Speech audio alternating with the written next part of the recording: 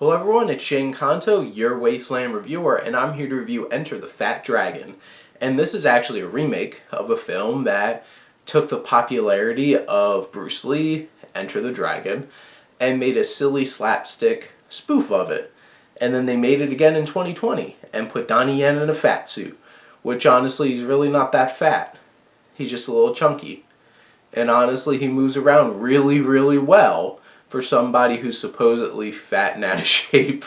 But this was, as I mentioned already, this is starring Donnie Yen, who's a very talented martial artist and action star.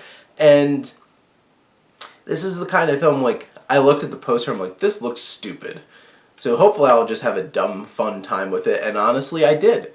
The action's a lot of fun. They do have a lot of great action. It's well shot. It's well staged. And they play into the fact that after like the first opening pieces of this film, Donnie Yen's character, who's a cop, gets desk duty. His whole life falls apart after there's a lot of damage, which honestly, you can really tell this is not an American film because what he does at the beginning of the film is like everything they do in Lethal Weapon, where it's like, I'm pretty sure there's like a scene very similar to it in Lethal Weapon 2 in terms of like a van chase, and it's just like, look at all the damage you did, you're getting demoted. I'm like, well, they do this in Lethal Weapon all the time, and I think at one point they get up to captains because they want them off the street. And it's just like, yep, this is definitely not an American action film. Okay.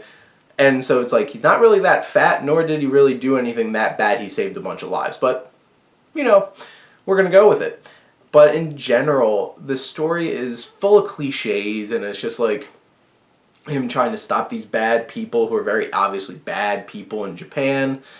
And as he's working this case, and then his ex-fiancée who dumps him after all of this, that happened at the beginning of the film, is trying to get her back, and it's just like cheesy love story that it's just like, I didn't really care about. A bunch of like nameless henchmen getting beat up all the time. It's just like, I didn't really feel connected in that way or engaged or enthralled in that way.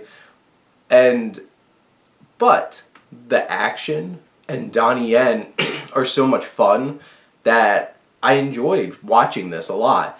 And like, if this is something that you're just looking for silly fun to watch and just to kind of check out for an hour and 40 minutes, Enter the Fat Dragon is definitely a good option, because like, if you wanted something new, because like, it's silly, it's a lot of fun, and you just kind of go with it.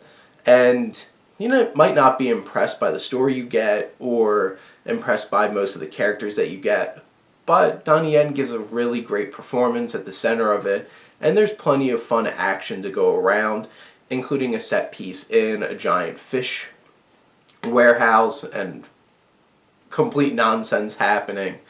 But in general, it's fun. And those are my thoughts on Enter the Fat Dragon.